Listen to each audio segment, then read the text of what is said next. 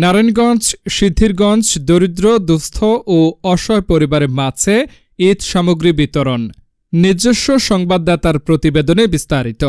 নারায়ণগঞ্জ জেলা বিএনপির আহ্বায়ক ও কেন্দ্রীয় বিএনপির জাতীয় নির্বাহী কমিটির সদস্য অধ্যাপক মামুন মাহমুদ বলেছেন, আমরা ধনী গরিব সবাই মিলে ঈদ আনন্দ উপভোগ করতে চাই। সমাজের যারা দানশীল ও সচ্ছল ব্যক্তি আছেন, দরিদ্রদের সাহায্যে তাদের এগিয়ে আসতে হবে। তিনি আরও বলেন, সমাজের প্রত্যেকের উচিত নিজ নিজ জায়গা থেকে মানবতার কল্যাণে এগিয়ে আসা।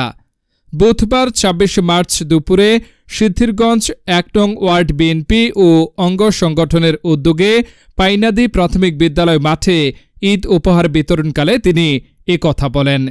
সিদ্ধিরগঞ্জ থানা বিএনপির সাবেক যুগ্ম আহ্বায়ক গাজী মনির হোসেনের সভাপতিত্বে অনুষ্ঠানে প্রধান অতিথি হিসেবে উপস্থিত ছিলেন নারায়ণগঞ্জ জেলা বিএনপির সাবেক দপ্তর সম্পাদক নজরুল ইসলাম বাবুল, সদস্য রিয়াজুল ইসলাম রিয়াজ, নারায়ণগঞ্জ মহানগর যুবদলের সদস্য জুয়েল রানা, সিদ্ধিরগঞ্জ থানা ছাত্রদলের সাবেক সাধারণ সম্পাদক ফারুক আহমেদ, ওয়ার্ড বিএনপির সাবেক সাংগঠনিক সম্পাদক নুরুদ্দিন নুরু, আইন বিষয়ক সম্পাদক আব্দুর রাজ্জাক রাজু, নারায়ণগঞ্জ মহানগর সাবেক সহসভাপতি মুয়াজ হোসেন মানিক, এনামুল হক পিন্টু, জসিমউদ্দিন, শাকের আহমেদ সোহান, সেলিম, জাবেদ, মাহবুর রহমান মিলন, গাজী সোহান, আরিফ উল্লাহ, আবু নাইম মন্টু, আকবর হোসেন সহ অন্যান্য নেতৃবৃন্দ।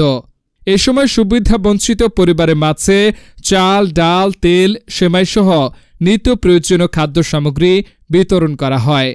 আয়োজক গাজী মনির হোসেন বলেন, তারেক রহমানের নির্দেশে অসহায় মানুষের মুখে হাসি ফোটাতে পারাই আমাদের মূল উদ্দেশ্য।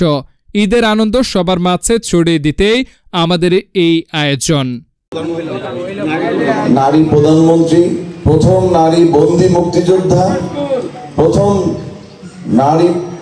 নারী যিনি বারবার নির্বাচিত হয়েছেন, আপনাদের ভোটে প্রধানমন্ত্রী হয়েছেন এবং আপসীন নেত্রী। কেন আপসীন? এই যে যত অন্যায় অত্যাচার তার উপরে জুলুম হয়েছে, তিনি কখনো আপোষ করেন নাই। জনগণের সঙ্গে ছিলেন, জনগণের দাবি আদায় করেছেন। জনগণের দাবি আদায় করতে গিয়ে তিনি রাজপথে মার খেয়েছেন, বন্দী হয়েছেন এবং এই যে আপনাদের ভোটের অধিকার আদায়ের জন্য তিনি ৬টি বছর কারাগারে